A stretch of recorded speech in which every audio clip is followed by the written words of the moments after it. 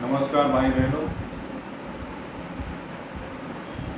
समस्त भाई बहनों। आज जो हम चर्चा करेंगे, क्योंकि औरंगजेब की चर्चा बहुत अधिक हमारे देश में हो रही है।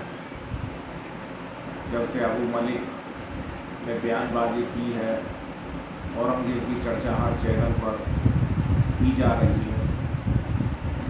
औरंगजेब के विषय में तरह तरह की बातें लोग करते हैं। खुद इतिहासकार जो अलीगढ़ मुस्लिम यूनिवर्सिटी के इतिहासकार हैं, इतिहास विभाग के प्रोफेसर हैं, और हबीब साहब, तो इरफान हबीब जी, उन्होंने भी कई बार ये कहा है कि औरंगजेब तो ऐसा शासक था जिसने मंदिरों को बनवाया भी था। तो मैं ये कहता हूँ कि ये एक बयान एक इतिहासकार को नहीं कहना चाहिए, क्योंकि इतिहासकार को सत्य बताने का पूर्ण अधिकार होता है और उसे अपने इतिहास को इस तरह से प्रेजेंट करना चाहिए जिससे कि कोई व्यक्ति अगर उसे सुने तो वह उसमें किसी जाति या मजहब का स्पष्ट संकेत उसे ना मिले। इरफान हबीब साहब मुस्लिम लोगों की जो एक तरह से वकालत करते हैं, ये कोई नई बात नहीं है। इससे पूर्व मनुची खुद ऐसा इतिहासकार था कि जिस समय उसने अकबर के समय में जब लिखा, वो कहता था कि मुझे हिंदुओं के देवी देवताओं के नाम लेने पड़ते हैं, मुझे इसमें दुख होता है। इतना कट्टर मौलवी था मनुची। तो फिर जब मनुची जैसे लोग इतने कट्टर थे, इरफान हबीब, उनके विषय में हम क्या कह सकते हैं? जबकि एक इतिहासकार को केवल अपने इतिहास के वक्तव्य के संबंध में बोलने का एक स्पष्ट उल्लेख उसे करना चाहिए, ना कि किसी मजहब या मौलवी या किसी पंडित जी के रूप में उसे व्याख्या करने का कोई अधिकार नहीं तो वह एक इतिहासकार है। मैं उसे इतिहासकार नहीं मानता। तो मैं कुछ बातें औरंगजेब के विषय में बताना चाहता हूँ। औरंगजेब ऐसा क्रूर शासक था जिसने एलोरा में प्रसिद्ध कैलाश भगवान शिव का जो मंदिर है, वहाँ सेना भेजकर कुदार और हथौड़े चलवाए, लेकिन उन पर कुछ ही भाग उसका कुछ क्षतिग्रस्त हुआ। और वो स्पष्ट ये कहता था कि अगर भारत को देखना है तो एलोरा जाए। ये क्यों? क्योंकि वह भारत की संस्कृति को पूरी तरह से तबाह देखना चाहता। ये उसके अंदर अगर कट्टरवाद नहीं था तो वो क्या था? मैं इतिहासकारों से पूछना चाहता हूँ, यदि कोई व्यक्ति 76 मंदिर एक ही जगह, बनारस जैसी जगह में तोड़वा सकता है और किसी स्थान पर एक मंदिर बनवा सकता है, तो क्या 76 मंदिर तोड़वाने में जो लोग मारे गए, जो संस्कृति नष्ट की गई, क्या एक मंदिर बनवाने में वो पूरी हो जाएगी? यदि किसी व्यक्ति को 100 गाली दी जाए और एक गाली अपने आप के लिए कहलवा दी जाए, तो क्या 99 गाली का कोई अर्थ नहीं रह जाएगा? ये कैसी बात है? औरंगजेब मौलवियों के प्रभाव में बहुत अधिक था। औरंगजेब एक कट्टर मौलवी की भांति कार्य करता था। वह काज बटन कर एक काजी का काम भी स्वयं करता था। वो नमाज भी पढ़ता था। एक तरह से वो एक धर्म के प्रति बहुत ही कट्टरवाद उसके अंदर मौलवियों के द्वारा भरा हुआ था।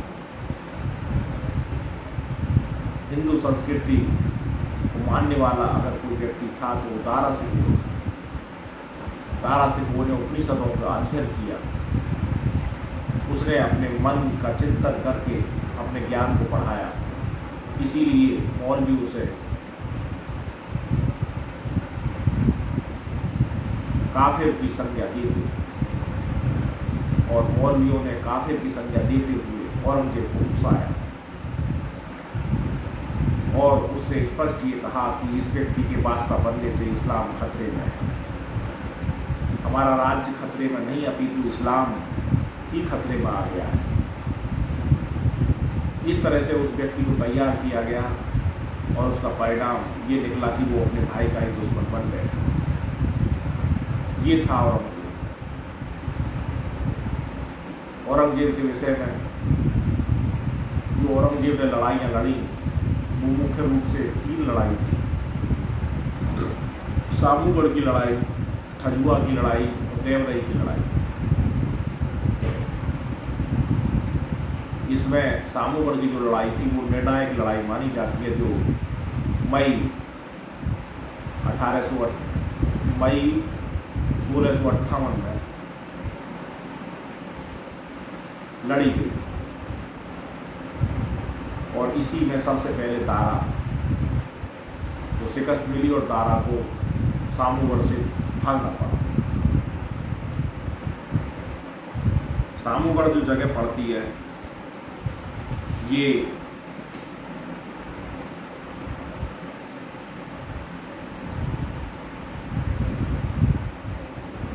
आगरा के पास पड़ती है और ये युद्ध 29 मई 1658 को लड़ा गया था। सामूगढ़ की लड़ाई के बाद ही आगरा में प्रवेश होकर औरंगजेब ने अपना राज्याभिषेक करवाया और वहीं पर शाहजहाँ को बंदी बनाया, जिसके बाद फिर शाहजहाँ जो एक शाह बुर्ज के नाम से एक बुर्ज था, उसी में वो शाहजहाँ रहते, इसलिए उसे सामूगढ़ की लड़ाई को निर्णायक युद्ध माना जाता है। उसके बाद दूसरा युद्ध होता है खजुआ का युद्ध। खजुआ जो जगह है ये इलाहाबाद के पास पड़ती है और ये युद्ध जनवरी 1659 में लड़ा गया था और इसी युद्ध में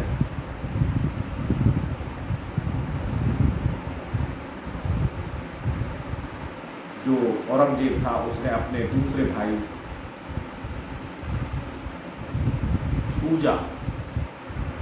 सूजा से लड़ाई लड़ी, सूजा की हत्या कर दी। पहले उसे ग्वालियर के किले में बंद कर दिया और फिर उसकी हत्या कर दी और फिर तीसरा युद्ध लड़ा गया जो अंतिम युद्ध था मार्च 1659 में। ये 13 मार्च को लड़ा गया था और इस युद्ध में एक जमींदार था, उसका नाम था जीवन।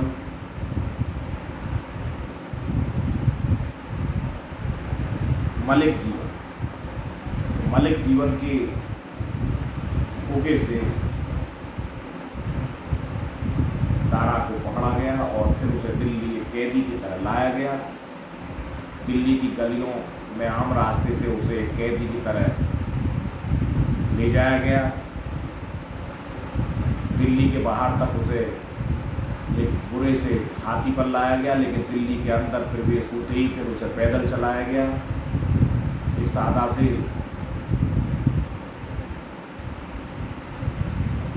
शॉल को लपेटकर, पगड़ी वगैरह उस पर कुछ नहीं थी और उसके बाद फिर उसे दिल्ली लाकर उसकी हत्या कर दी, उसके सिर को काट दिया और उसके सिर को फिर औरंगजेब ने शाहजहाँ के पास दिया। ये तुम्हारे प्रिय बेटे का शीश है। ये था औरंगजेब।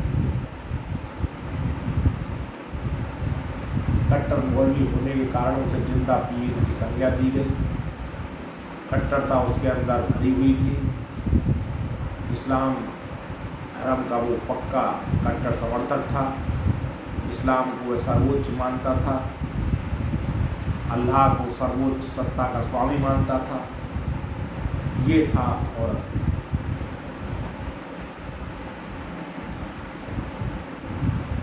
तो बहुत लोग औरंगजेब के विषय में तरह तरह की चर्चाएं करते हैं, उसके बयानों को बढ़ चढ़कर बताते हैं। बहुत से युवा मुस्लिम औरंगजेब को अपना हीरो मानते हैं। तो जो लोग औरंगजेब को अपना हीरो मानते हैं वो आज के कट्टरवाद में विश्वास रखते हैं और वो कट्टरवाद को बढ़ावा देने के उद्देश्य से औरंगजेब का प्रचार प्रसार करते हैं। जो व्यक्ति औरंगजेब को अपना हीरो मानते हैं वो खुद कट्टरवाद है और उन्हें कट्टरवादी कहने में कोई संकोच नहीं। जो व्यक्ति स्वयं में ऐसा होगा वही उसका समर्थन करेगा। यही है औरंगजेब। आपको मैं एक बात बता दूं कि औरंगजेब जैसे लोग हीरो हो सकते हैं, लेकिन कट्टरवादी लोग संपूर्ण समाज के, संपूर्ण समाज जगत के वो कभी हीरो नहीं बन सकते। संपूर्ण समाज के हीरो वही लोग होते जो समाज कल्याण के रूप में समाज के कल्याण के लिए कार्य करते हैं, समाज को एक नई दिशा देते हैं, समाज को नई दिशा देकर जीवन का एक समाज का जो एक विकासात्मक पहलू होना चाहिए उसे समाज के लिए प्रेरित करते हैं। वो समाज के हीरो। तो मैं औरंगजेब के विषय में जो ये कुछ मुख्य बातें थी मैंने आप लोगों को बतला दी। कोई भी व्यक्ति राष्ट्र का हीरो तभी कहलाएगा जब वह राष्ट्र के लिए राष्ट्र हित में कार्य करेगा या राष्ट्र हित में कार्य करने की प्रेरणा देगा या राष्ट्र हित में कार्य करने का विचार देगा या राष्ट्र हित में उस विचार के साथ गतिशील होकर राष्ट्र के लिए कार्य करेगा। वह हीरो, राष्ट्र हीरो कहलाया जाएगा। आज राष्ट्र हीरो की जरूरत है। जो व्यक्ति किसी भी धर्म का हो, किसी भी जाति का हो, अगर वह राष्ट्रव्यापी नहीं है तो वह राष्ट्रहित नहीं है। और जो राष्ट्रहित का कार्य नहीं करता वो कभी भी राष्ट्रीय हीरो हो ही नहीं सकता। आज की परिवेश में और उस परिवेश में बहुत अंतर है। आज हम लोकतांत्रिक व्यवस्था में अपना जीवन यापन करते हैं। लोकतांत्रिक व्यवस्था तभी अच्छी होगी जब हम सभी मजहब, सभी जातियों को एक सूत्र में बांधकर एक भारत के नागरिक के रूप में उसे कार्य करने के लिए प्रेरित करें। मजहब या जाति कर्म से होती है। हम कर्म हमारे हाथ में है। कर्म से ही हम मुस्लिम बन सकते हैं, कर्म से ही हम हिंदू बन सकते हैं, कर्म से ही हम इंसान रह सकते हैं।